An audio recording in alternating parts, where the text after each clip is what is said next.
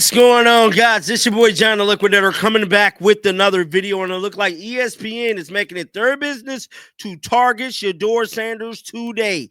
Guys, for this one here, we got to go all the way up to Cleveland. Let's get it. Let's go. Like my man Junior. For real?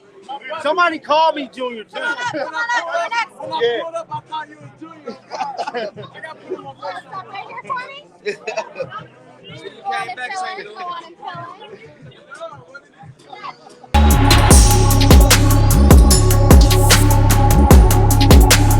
If you guys didn't know, your boy John the Liquidator broke a story of a lifetime here on these YouTube streets. That was the entire, pretty much, offensive line Shedeur Sanders had blocking for him getting cut yesterday.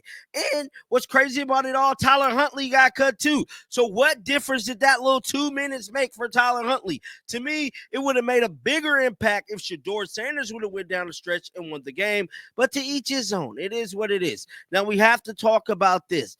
This being, I believe there is a malicious plan to target the Sanders family that is in effect throughout this National Football League and in big media. Now, granted, is some of these guys that came out of Colorado like five-star guys? No. But is a lot of these guys disciplined football players? Yes. Should they be given a fair shot and a fair crack at it? Yes. Now, should Shedeur Sanders be thrown out to the wolves and pretty much, go fend for yourself? No. He should have been given the same opportunity as Dylan Gabriel was given.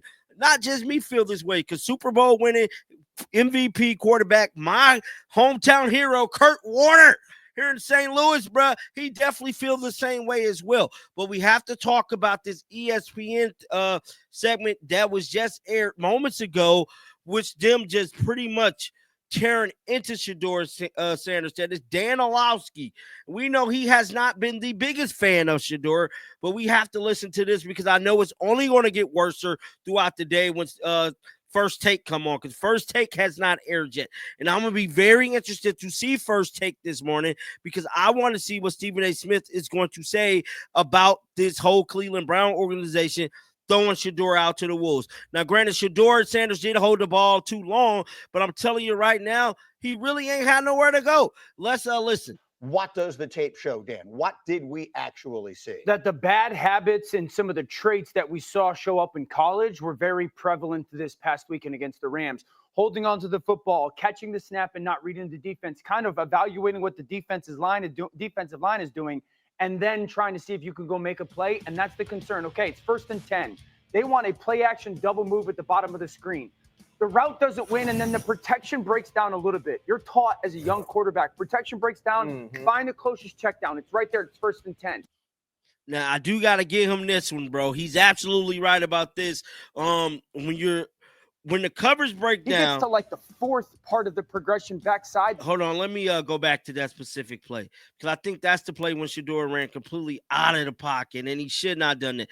Like when I see this one here, I think this was the one I tweeted. Throw the ball away. Protection he did not down, do that. Find the closest check down. It's right there. It's 1st and 10. He gets to like the 4th part of the progression backside. That's not really part of it. Get the ball out of your hands. 2nd and 9. This is a spot concept up top. Flat, spot route, and a corner. It goes 1, 2 to 3. That defender tells you what to do with the football. If he goes out, you throw it inside. If he goes in, you throw it outside. He goes out. That ball should go inside right now, and then it's 3rd and 2 and 3rd and 3. But he just predetermines the throw. Motion man is the guy who's going to get the football. This is playing fast. He's going to be wide open in the NFL. Ball has to come out right now with anticipation. Shedeur moves slowly, kind of trying to see what's going on, and then that creates that sack fumble. So a lot of the stuff that we just saw in college is a big deal. This ball gets snapped at the 48-yard line. Defense has won the rep. Play is dead. Throw the ball away. Yep. It's 1st down. But instead we run, and it's a 2.5, 3-yard loss. So instead of being 2nd and 10, we're 2nd and 13. We're dead. Again, here's the opportunity to throw the juke route. Hold, scramble. So some of those things that I was and others were concerned about on the college tape showed itself again. This is not the end of the world, though. This is part of his development in becoming a potential. I have to be honest here. Dan Orlovsky has a good point, but his point is dead because he never mentioned the O-line Shedeur had. Had you mentioned the O-line Shedeur Sanders had in that specific game where you're breaking everything down, your point would have been justifiable. But you failed to mention. And then we have another segment, and I had rocked out with these guys for some of their content. This is the 92.3 The Fan. Now, these are Cleveland media channels, bro. They're up there. They're witnessing everything. Listen to what they saying. And they pretty much saying, ain't nobody targeting Shedeur Sanders. Listen to this crap. He needs to be on a team that really appreciates him. This is the team that appreciates him. This is the only one. It's the only one, guys. How? How do they appreciate him when they're not giving him the same opportunity? And to be honest with you guys, I'm getting worried that possibly, allegedly, I'm just saying allegedly, Donald Trump gave a call to the Cleveland Browns to draft Shedeur. That's not something that's just one of rumblings, allegedly, you know. So really, they never really wanted Shedeur either. That's just what I'm hearing. I'm not saying this to be mean-spirited at all. If you listen to the show, you know I like Shedeur. There's a guy on the station who likes Shedeur way more than I do even, and Tone likes Shedeur as well. So if you listen to the show, you know it's been a pro-Shedeur show. Because as of right now, he is not ready to start the season. And everybody and their brother is saying, everybody in their whole family is saying about how this guy is being screwed over. There's improprieties going on. There are bad things going on. There are bad actors in this, and they shouldn't be doing what they're doing to Shedeur. You think that any of these other teams are going to sign up for this who don't have, like Mahomes and the Chiefs could stand it. The Bills and Allen could stand it. There's about a handful of teams that could really do it. But there's a lot of teams going, nope, absolutely not. Absolutely not. Because of all the reaction. I think the Browns legitimately want to give him a chance. I don't agree with how they go about their business most of the time when it comes to giving guys a chance. I'll say that. I don't think that they're doing it on purpose. Put the boots to a quarterback on purpose? To send a message. This team that's this desperate. It's obvious. Send what message? Send what message? To the fans who love him? Send a message to what? To the people about his jersey? To the money that they can make off his name? The money they can make with him as their quarterback? The billboards that they could fill up if he were good? They're sending a message to who? Who are they sending a message to?